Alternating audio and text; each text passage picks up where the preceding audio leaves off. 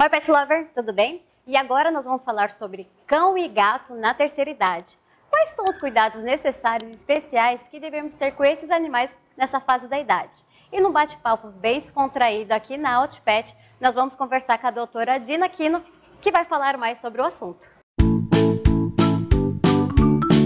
Dina, seja bem-vinda ao canal Amor por Quatro Patas. Quando é que o cão e o gato é considerado idoso? Obrigado, eu que agradeço. O animal é considerado idoso, o gato é considerado idoso a partir dos 7 anos de idade. O cão tem uma diferença. O animal grande, o que a gente chama de gigante, os maiores, eles envelhecem mais cedo. Então eles são considerados idosos a partir dos 6 anos de idade. Já raças pequenas, elas são consideradas idosas de 7 a 10 anos de idade. E quais são os sinais ou sintomas, se é correto dizer os sintomas, que os animais apresentam? Então, né, no início da idade sênior, que é essa idade que a gente propôs, os sinais são sutis. Mas um dos grandes sinais, qual que são? É distúrbio de atenção, né, o animal fica mais apático, mas aí é no sentido de não querer mais fazer grandes atividades, né? O gato, o principal sintoma que ele tem é relacionado a distúrbios ósseos musculares. Então, se às vezes ele começa a mancar, são as artrites, né?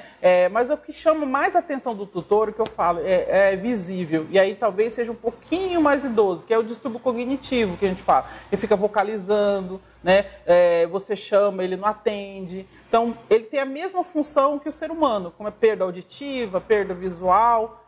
Uhum. Então, o dono não consegue visualizar essas alterações clínicas sutis. Então, ele deve, a partir dessa idade, levar num veterinário de 6 em 6 meses para fazer esse check-up. Um exemplo, o Benjamin fez 8 anos, vou levá-lo ao veterinário. A gente faz um hemograma, a gente avalia a função renal, função hepática, né? Se já tiver algum sintoma, a gente tira raio-x. Se não, vou falar, olha, então você retorna, Nanda, de 6 em 6 meses com o Benjamin, e a gente vai fazendo esse acompanhamento. Porque eu gosto de deixar bem claro, né, o que acontece com o ser humano.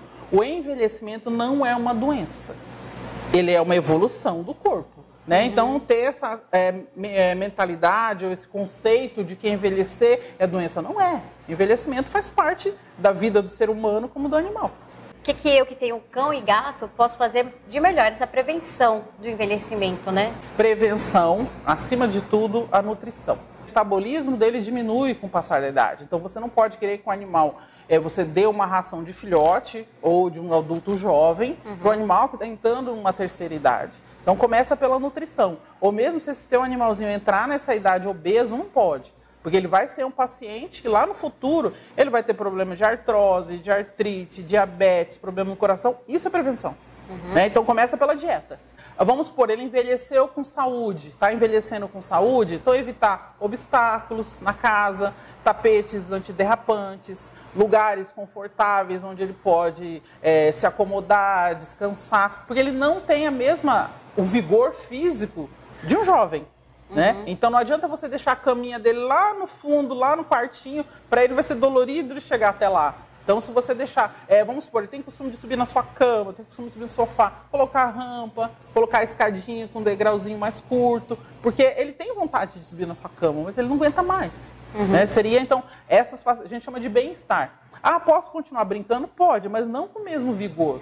Posso continuar caminhando? Pode continuar caminhando. Mas, às vezes, eu caminhava meia hora, 10 minutos, usar brinquedos, hoje em dia tem brinquedos interativos, né, que a gente fala para cognitivos, que é a memória dele.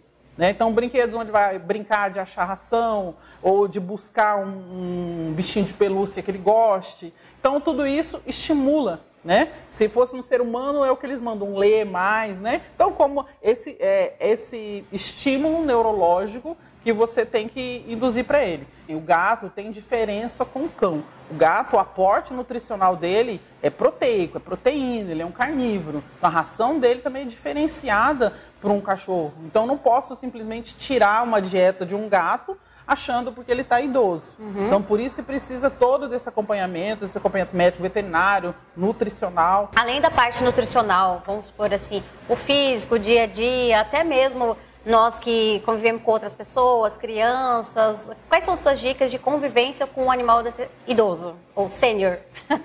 O animal idoso, o que você tem que pensar? Você não pode mudar a rotina dele. Né? Então, se ele está acostumado a passear aquele horário, comer na mesma vasilhinha, seria igual a gente fala, né? O velhinho, né? Fala, ficando ranheta, mas não é isso. Você não pode quebrar a rotina dele. Um outro erro que ocorre muito, ele tá tristinho, eu vou colocar um cachorrinho novo, um gatinho novo, mas para ele é pior. Ele vai se sentir estressado, com ciúmes, talvez, né? E esse animal é mais vigoroso, vai querer brincar e ele não tem mais esse aporte físico para poder brincar. Ânimo, né? Outra coisa que muda muito nos animais idosos, os sentidos. Então, o animal idoso ele tem catarata, enxerga menos, então você tem que diminuir o obstáculo, a audição fica menos acurada.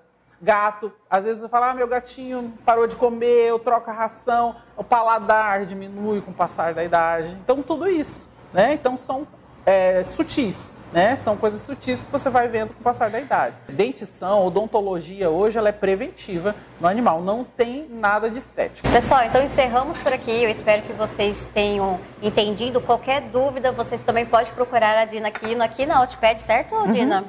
A Dina é médica veterinária e especialista em geriatria, correto? Sim, correto. Olha aí, é especialista no assunto.